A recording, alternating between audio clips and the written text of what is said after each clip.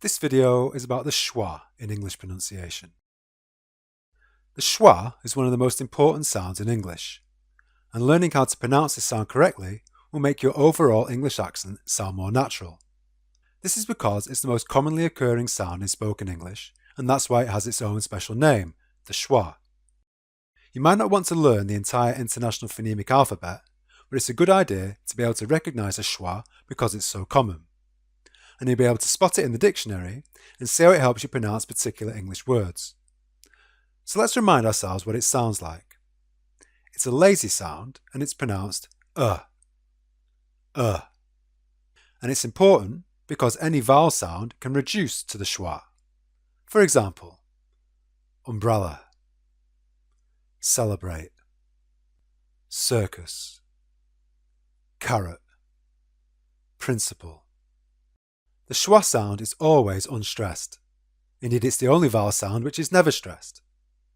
So why is it so common? It's because English is a stressed time language. It's made up of stressed and unstressed words and sounds. If you don't use stress when speaking English, you'll sound like a robot. You will sound like a robot. So when words or syllables are unstressed, some sounds are reduced, and the vowel sounds in particular are often pronounced as the schwa.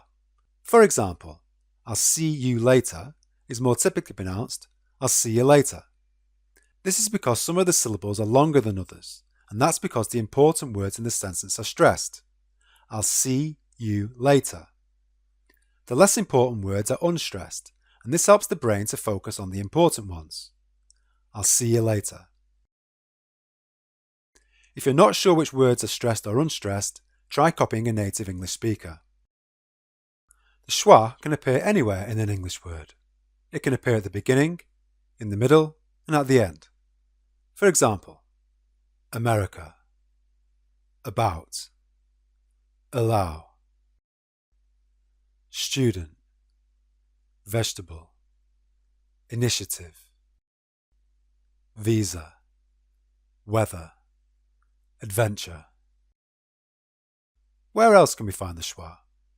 It often appears in grammatical words, words which make a sentence correct, like the articles a, an, and the, or prepositions like in, on, and at, and conjunctions such as and for.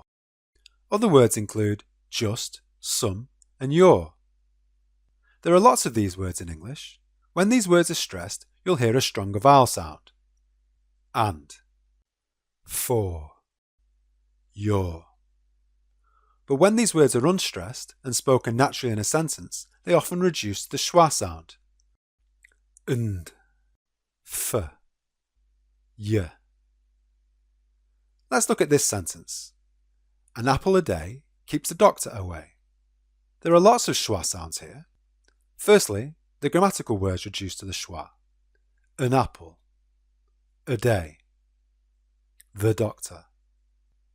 But there are also schwas in the unstressed syllables as well. Doctor, away. An apple a day keeps the doctor away. The auxiliary verb have also often reduces to the schwa, so that would have becomes woulda, should have becomes shoulda, and could have becomes coulda.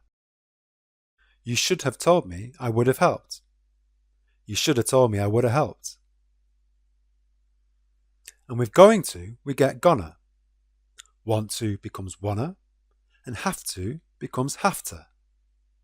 So if you want to sound more natural, you're going to have to use the schwa.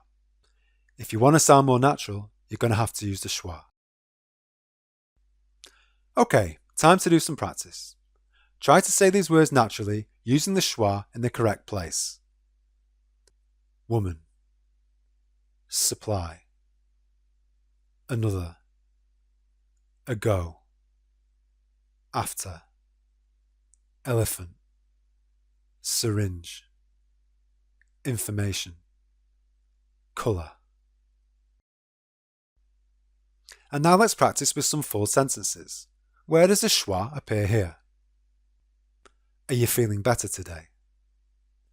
Are you feeling better today? Do you want a piece of carrot cake? Do you want a piece of carrot cake? I need a knife.